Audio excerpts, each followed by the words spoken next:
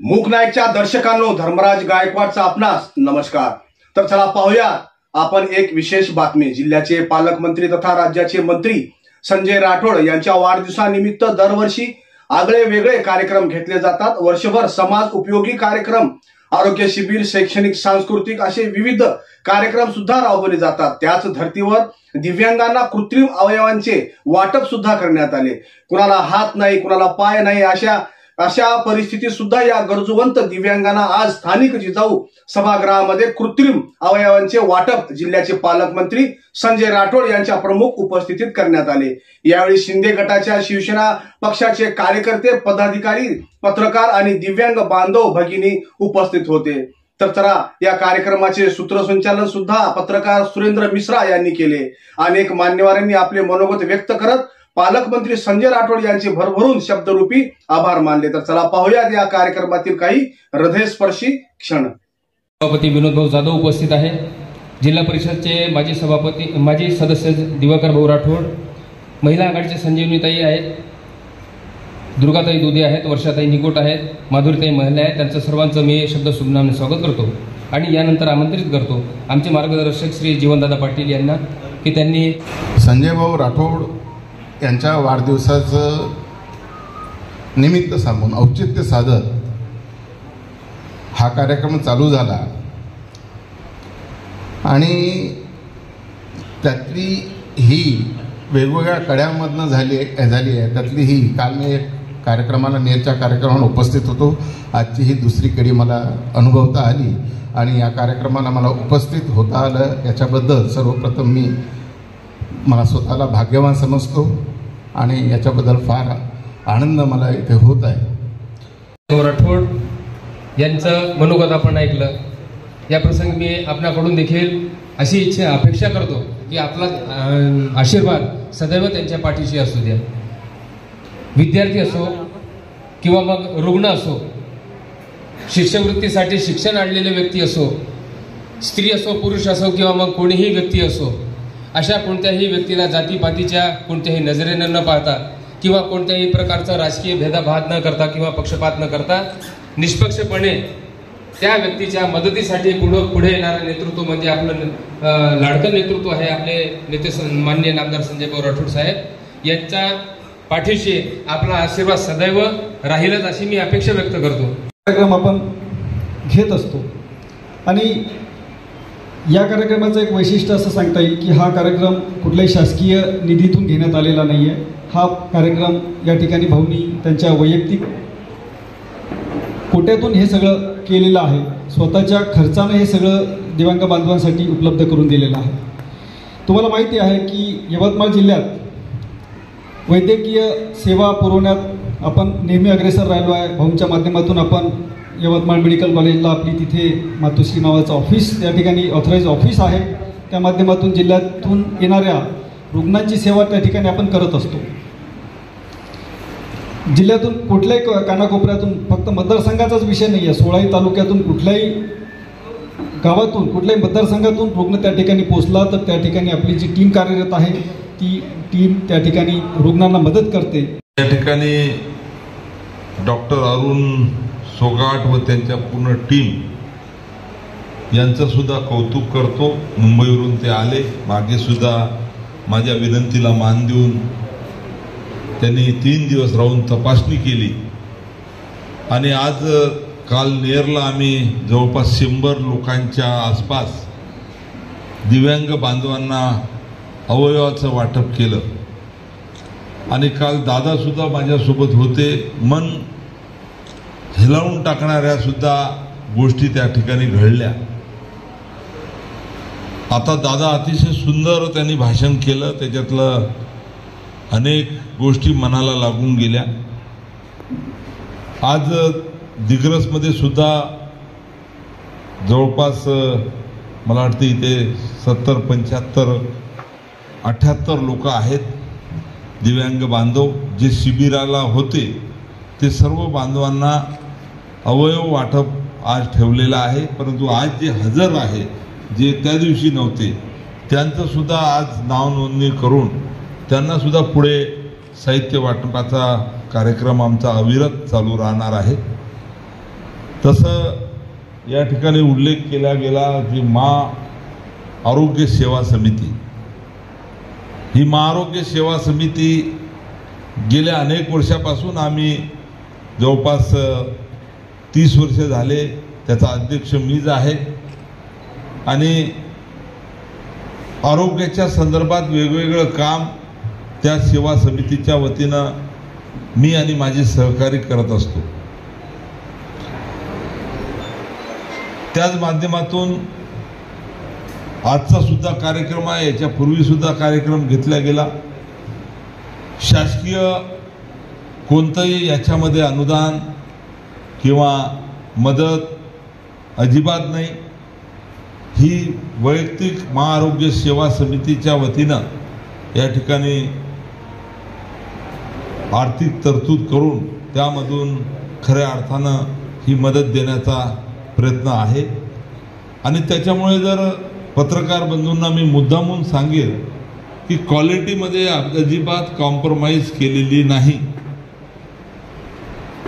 दिव्यांग बांधवांना जे सर्वात मोठी कंपनी यामध्ये काम करते विस्को, ह्या विस्कोची सर्व या ठिकाणी जर डबे पाहिले तुम्ही तर विस्को नावाची एजन्सी आहे आणि विस्को नावाच्या एजन्सीच्या वस्तू आपण ऑनलाईन पाहू शकता किंवा खऱ्या अर्थानं इंटरनॅशनल बाजारपेठेमध्ये ह्या वस्तू खऱ्या अर्थानं उपलब्ध होतात आणि म्हणून दर्जेदार वस्तू देण्याचाच प्रयत्न आहे.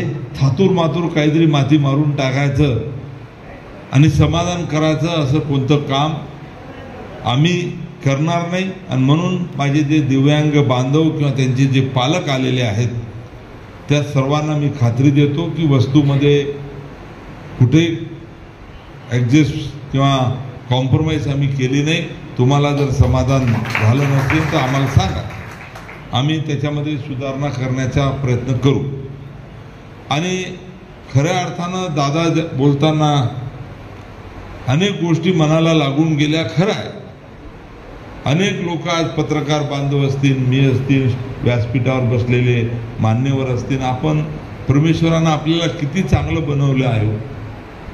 सर्व गोष्टी दिलेल्या आहेत, चांगले डोळे दिले, कानं दिले, हात दिले, पाय दिले, आणि तरी मात्र आपण सातत्यानं वेगवेगळ्या गोष्टीमध्ये असमाधानी राहतो. आणि आज जे परमेश्वराच्या ठीक आहे अनेक गोष्टी आहेत, कुठं अपघात होतात, कुठं जन्मजात तो प्रकार होतो, परंतु आमचे जे दिव्यांग बांधव आहेत हे सुद्धा आमचे नागरिक आहेत, त्यांना सुद्धा जगण्याचा अधिकार आहे आणि त्यांना सुद्धा खऱ्या अर्थानं त्यांच्या कुटुंबांना सुद्धा खऱ्या अर्थानं अनेक गोष्टी करताना कुठेही ते मागे राहिले नाही पाहिजे, ही सुद्धा भूमिका माझी आहे. आणि म्हणून आज माझ्या सर्व दिव्यांग बांधवांना मी या भागाचा लोकप्रतिनिधी म्हणून किंवा तुमच्या कुटुंबातला सदस्य म्हणून खात्री देणार आहे की माझी जबाबदारी आज तुम्हाला फक्त अवयव किंवा हे साहित्य देऊन संपणार नाही, याची सुद्धा मला जाणीव आहे.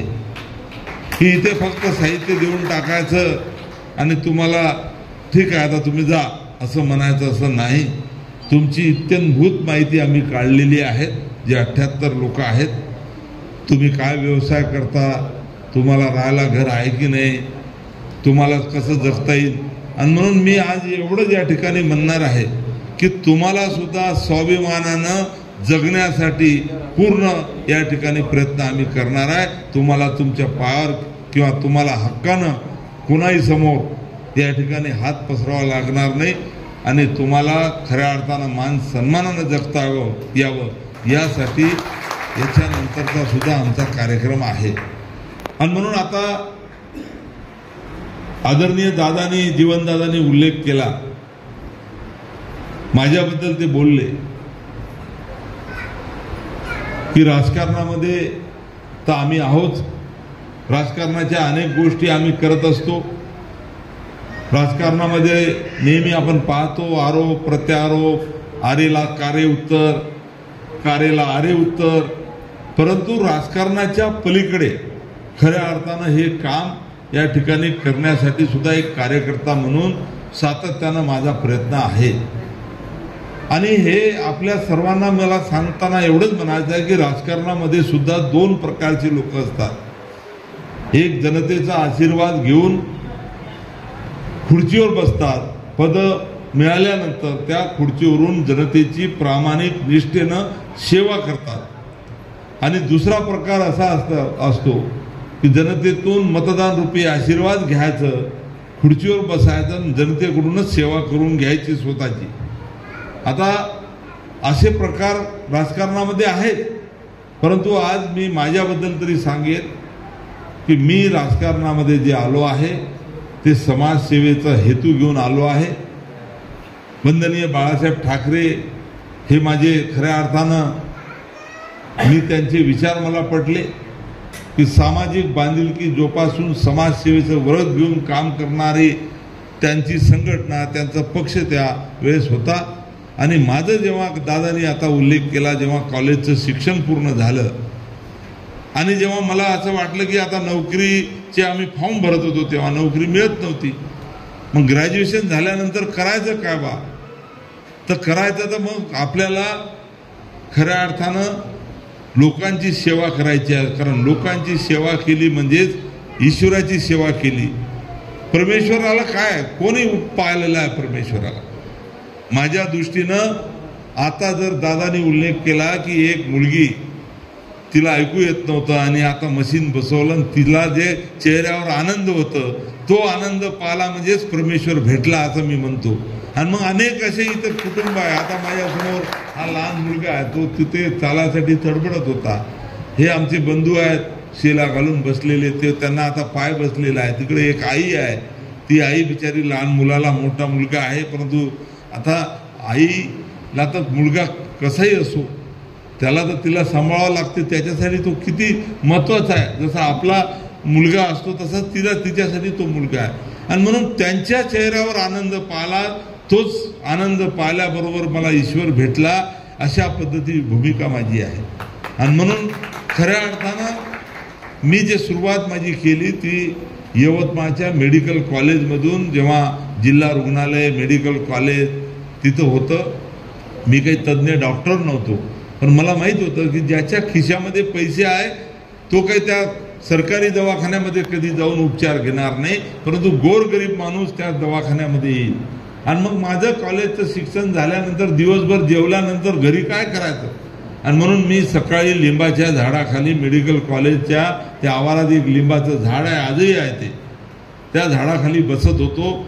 आणि हडले नडले लोक यायचे, त्यांना कुठं आपण मदत करू शकतो का, कोणाला व्हीलचेअर, कोणाला स्ट्रेचर, कुठं आतमध्ये जायचं, कोणाला रक्त द्यायचा, हे असे गोष्टी सुरुवात माझी झाली.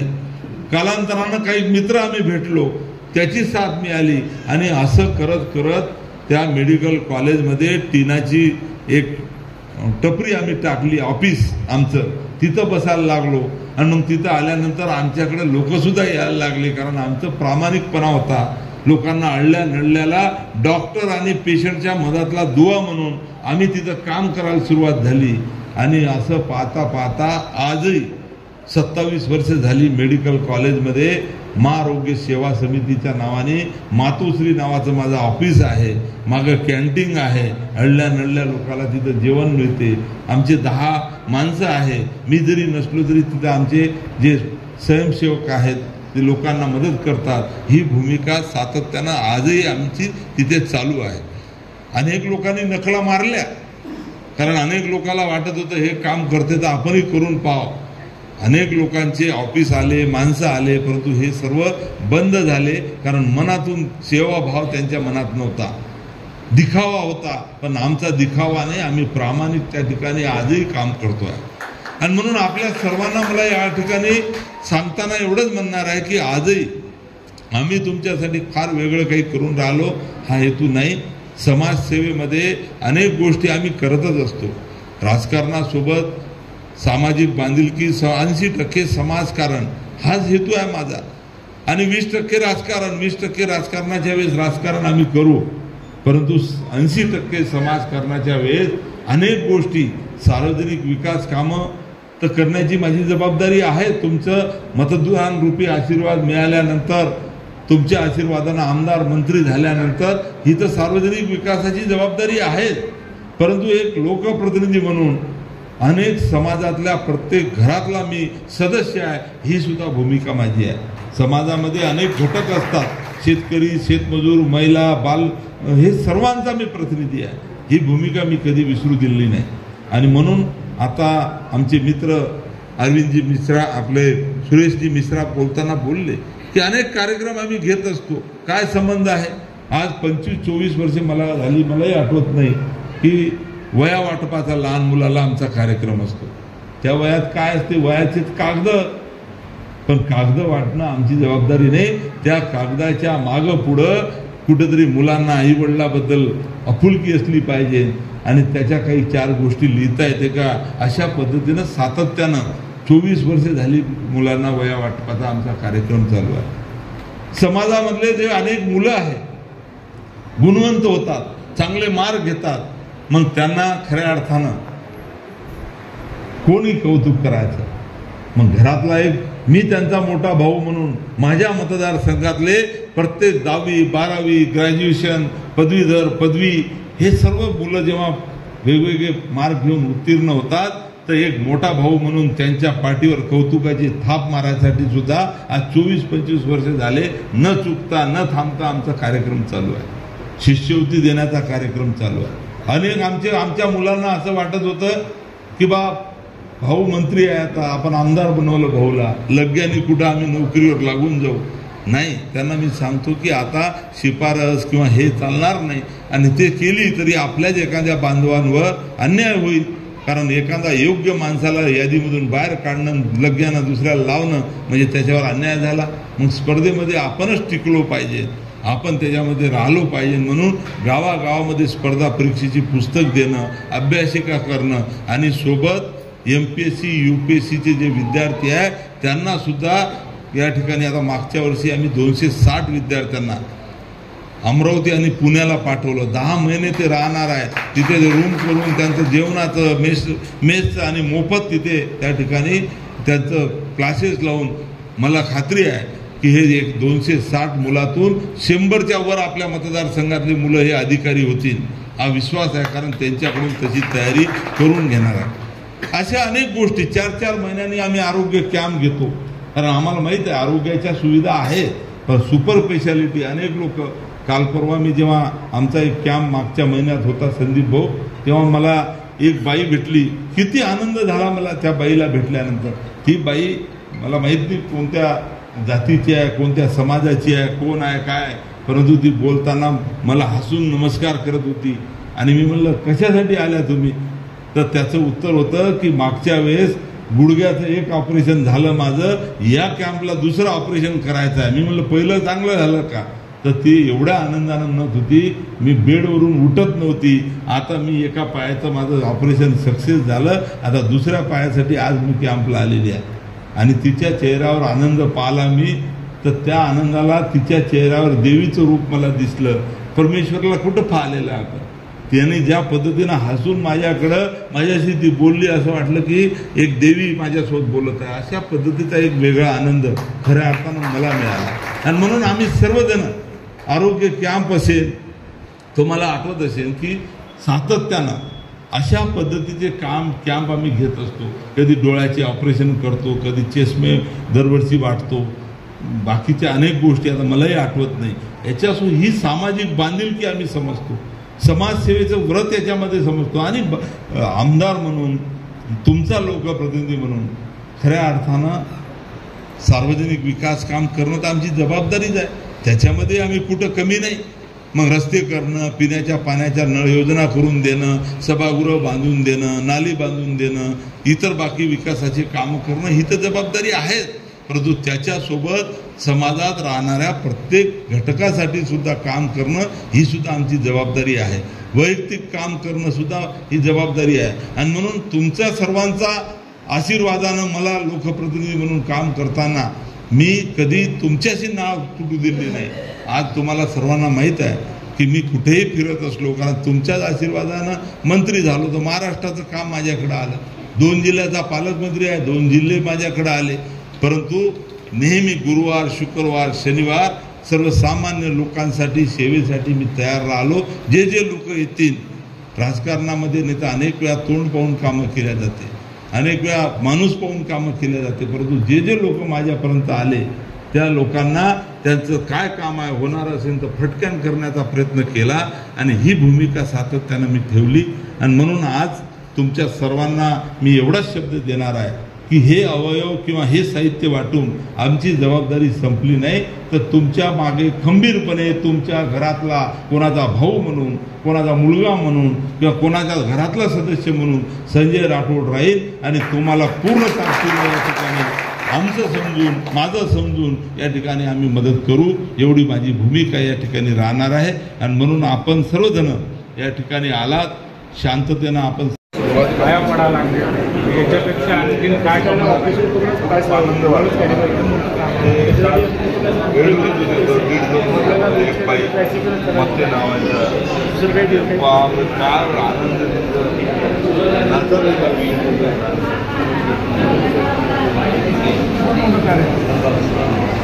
अशाच बातम्या पाहण्यासाठी, जनसामान्यांच्या हितासाठी, अडीअडचणीसाठी पाहत राहा मूक नायक न्यूज चॅनल. सध्या आपल्या सोबत आहे. धन्यवाद.